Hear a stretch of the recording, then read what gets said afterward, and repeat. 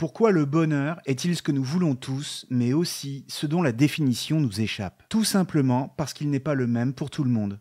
Dans l'introduction à la métaphysique des mœurs, Kant explique que le bonheur n'est pas un idéal de la raison, mais de l'imagination.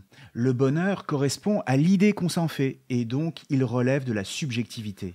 De sorte que ce que nous désirons, ce n'est pas le bonheur, mais son bonheur. Mais quand on y parvient, ce n'est pas pour autant qu'on est joyeux. Et donc réaliser son idéal du bonheur n'est pas forcément souhaitable. Parce que si le bonheur est un idéal, alors que nous reste-t-il à faire une fois qu'on l'a atteint ? Et comment ne pas avoir peur alors de le perdre? De ce point de vue, le bonheur est presque un boulet, mais alors faut-il toujours le désirer?